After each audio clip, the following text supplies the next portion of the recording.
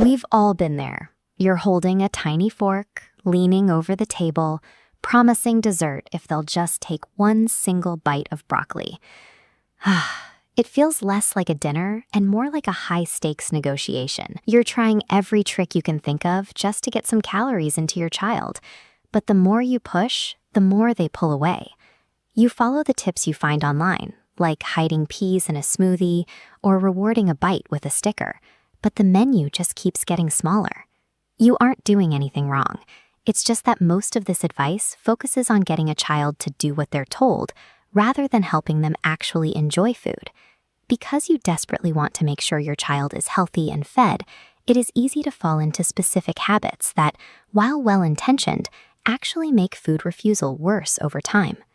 To change this, we have to look past the struggle of what's on the plate and focus on the way we approach mealtimes together. When you're worried about your child's weight, it's natural to let them sip on milk or nutritional shakes throughout the day.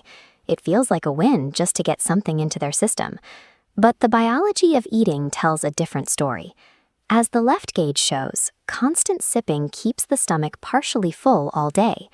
Because they never experience true hunger, the internal signal to explore and eat solid food never actually turns on.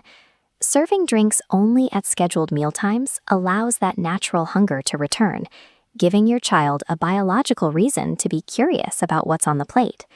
Sometimes it's easier to feed kids at a separate table so you can prep in peace. But look at the gap this creates. Eating alone, they miss watching you enjoy your meal. It divides kid food and family food, losing the chance to learn. Bringing everyone back to the same table, even for just 10 minutes, changes the dynamic. It lets your child see you calmly trying the same things you're asking them to eat. Mealtimes work best as a shared experience, where everyone feels calm and connected. When a child eats in isolation, food becomes a chore that happens to them, rather than a social moment they belong to. It's tempting to use pressure to get results, like taking away screen time for uneaten veggies, or stopping a food entirely because your child said they didn't like it once. But attaching a bribe or punishment to a meal sends a hidden message. It tells your child that the food must be unpleasant if they have to be paid to eat it. Toddlers speak in extremes. This matrix shows they lack words for, "I'm tired of this," so they use the loudest phrase they know. If we stop serving those items, the menu shrinks, confirming those foods are off limits and making habits rigid. The alternative is to keep offering tiny, pressure-free portions of those foods. Talk about how they crunch or what color they are, and keep the door open without demanding they take a bite. Pushing for a win today often costs the trust your child needs to become an adventurous eater in the future. Sometimes no amount of strategy will work because the struggle isn't about behavior at all. It's about how your child's body feels.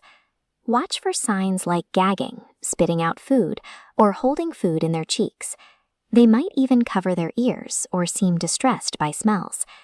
These are often red flags for sensory sensitivities or issues with how their mouth muscles work.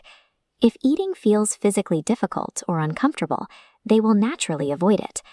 Waiting for them to grow out of it can often lead to more anxiety.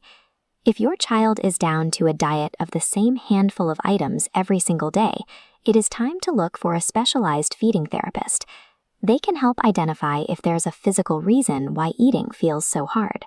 There is one habit that seems harmless, but has a lot of weight: how we talk about our children when they're listening. It's easy to tell a relative, "Oh, he's just a picky eater," or "she only eats crackers." But children internalize those words. They start to believe that being picky is just who they are. As you can see, that label becomes a part of their identity at the table, making it even harder for them to try something new. Try using phrases that focus on growth, like, "He's still learning to try new things." When you change the way you describe them, you give them the room they need to change their own behavior. A healthier mealtime doesn't happen overnight, but it starts with a steady rhythm, eating together, and removing the pressure to perform. If you saw your own home in these examples, take a deep breath. You are not a bad parent. You've just been using the wrong tools for a very difficult job.